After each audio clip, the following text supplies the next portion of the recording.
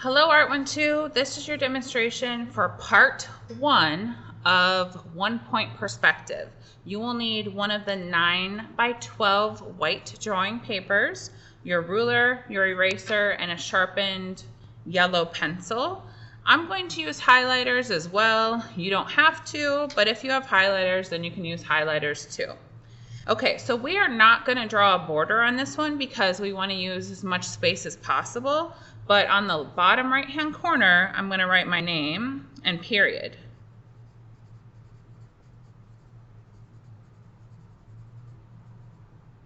And then when you photograph it, make sure that shows up in your drawing. Okay, so with 1-point perspective, the first thing we need is a horizon line. And so I'm going to just line up the edge of my paper with the ruler. I want it to be somewhat even, top and bottom. I'm going to hold my pencil at the end, so I'm lightly, super lightly drawing a horizon line.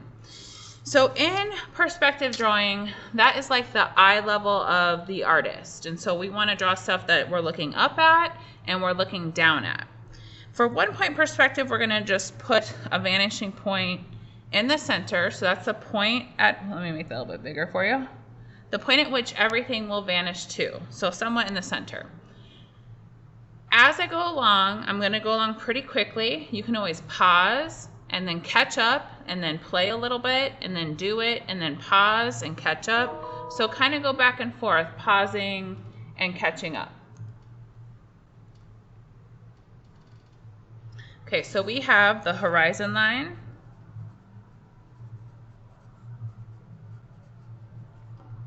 We have, which is also known as the eye level of the artist. If you move it up, it looks like you're looking up, and if you move it down, it looks like you're looking down. We're going to have it in the center. This is our vanishing point, so I'm going to put VP. It's the most important vanishing point. Okay, so this is not going to be a pretty drawing. It will be labeled all over the place. We're going to do some boxes and some letters to get used to drawing in 1-point perspective. Okay, so I'm going to do 2 boxes up top and 2 boxes below, and then you also want room for letters. So I'm going to line up the edge of my ruler with the edge of the paper so that I have a completely horizontal line.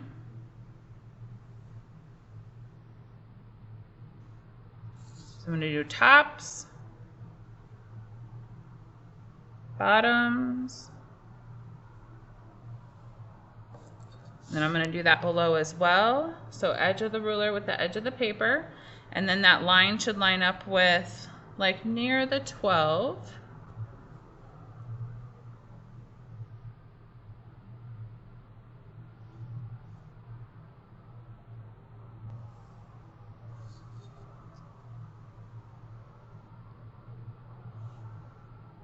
And you don't want them to get too close to the horizon line or the vanishing point.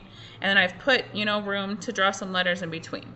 Okay, so I like to mass produce my drawings, especially when we get into 2-point. So now I'm going to do the sides, the vertical sides. So I'm going to make sure now my ruler is lined up with the top of my paper. And I am double checking my spacing. Like, does it look the same here as it does here? Yeah, it looks about the same. Okay, so then that's probably a completely vertical line. So then I'll cut off my sides. So I'm double checking. I look at my spacing here and here. I'm looking at my spacing from my ruler to the side of the paper. So you're double checking to make sure you're actually drawing a vertical line.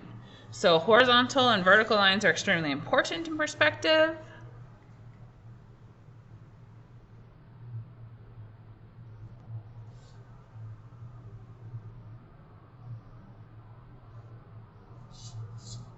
And then if I get to the bottom of the paper, I'm going to line my ruler up at the bottom of the paper because then I can make a better judgment. So I'm checking my spacing here and here. Does it look the same before drawing the vertical line?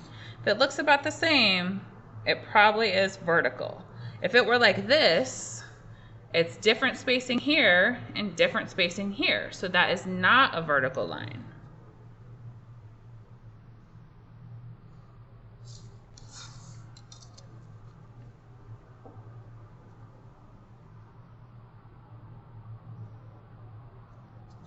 Okay, then we're going to clean up our boxes a little bit for craftsmanship.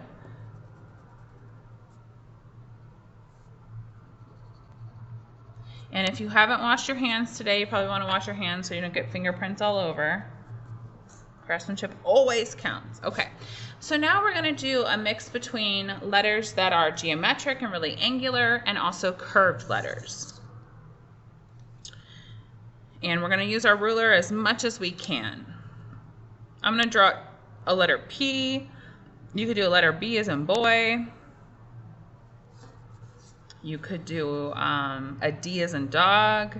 So we want something that has corners and curves.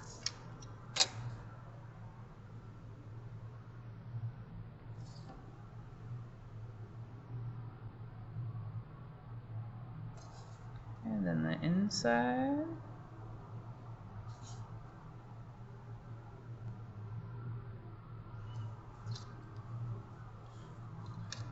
And they don't have to be, you know, don't spend a lot of time doing this. They don't have to be perfect. I'm going to do an M. Line my ruler up to make sure it's vertical. Actually, let's do slightly slanted. Slightly diagonal.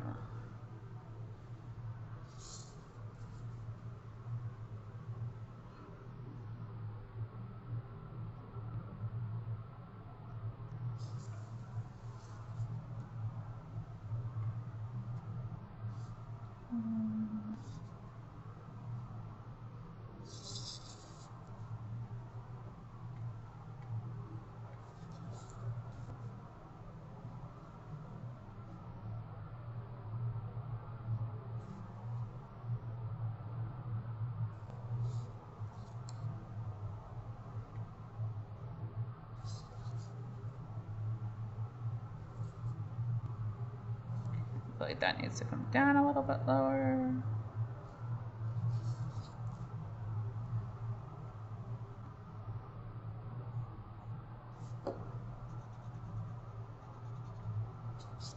Okay, so I am drawing kind of dark so you can see it. So I have a curved letter, an angular letter. I think I'm just going to do like an O on this side, so it's completely free-handed.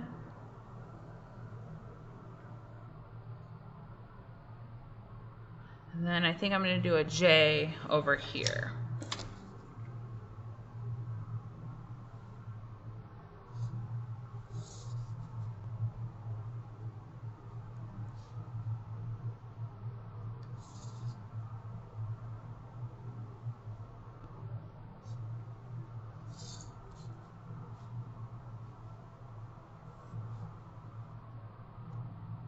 Oh, that is not vertical. I need to double check that. Double checking, so I'm double checking my ruler at the bottom, double checking my spacing. Okay, that's better.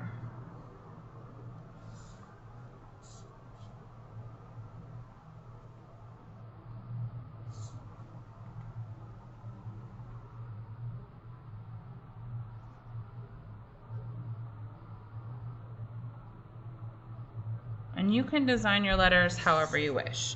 Okay, so we have 4 boxes, 4 letters. We have some curved letters and we have some angular sides to letters. Okay, so for 1 point perspective, I know that I'm in 1 point perspective because I'm going to draw the shape first. So we drew the boxes, we drew the shapes of the letters. In 2 point perspective, it's slightly different, but you always know you're in 1 point because you draw the shape first. And so your shape is 2-dimensional. We have the height of the shape and we have the width of a shape. And so all shapes have 2 dimensions. We have height and width. So that's what I'm going to label. Width, we're just going to label 1, and height. And then using the vanishing point, we're going to create the 3rd dimension of depth. So to line up your shapes with a vanishing point and make them look 3-dimensional, you're going to do all corners that point towards the vanishing point. So I am going to circle them. You don't have to, but if you want to, that's fine. So this one faces the vanishing point. This one does, and this one does, but this one's pointing away, so I'm going to leave it alone. All right, so with my ruler, I'm going to line up my first edge of that shape, and I'm going to make sure that my corner that I'm lining it up with and my vanishing point are on the same side as the ruler. So this is along the top side. I would just pick a side and stick with it the whole time. So then I'm lining it up again, and I'm double checking before I draw my line, my corner's lined up, and then it's lined up with my vanishing point on the top side of the ruler. Okay. Same thing again. We're going to do all of the boxes first. So I'm going to do this side, and this side. That one's pointing away, so I'm going to leave it alone. Over here, I'm going to do this one, and this one. That one's pointing away from the vanishing point, leaving it alone. Over here, I'll do this one, and this one. So you're going to go through and align all of your boxes with the vanishing point, making sure that you're double checking before you draw the line. And I'm going to have you practice holding your pencil in the middle or at the end to make lighter lines, because in 2-point perspective, which is our next one, you're going to have to draw super lightly. We're going to have a ton of lines happening when we draw our house. Okay, so for this next one down here, when I line it up with the vanishing point, it runs into the M. So if I drew that line, it would go right through the M. So I'm not going to draw all the way through something. When I hit a box or a letter, I'm going to stop.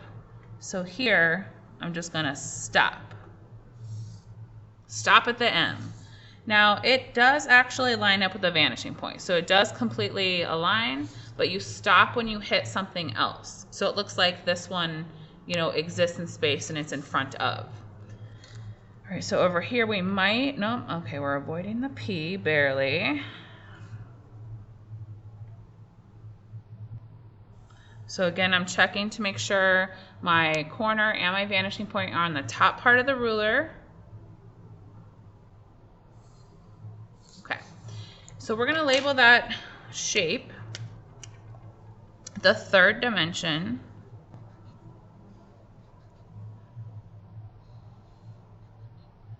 And that is depth. I'll go this way. And so to make it look 3D, you need these lines. Well, these lines have a name. They are called lines of convergence. So I'm going to draw an arrow pointing to the lines. I'm going to write this along the top. So are you.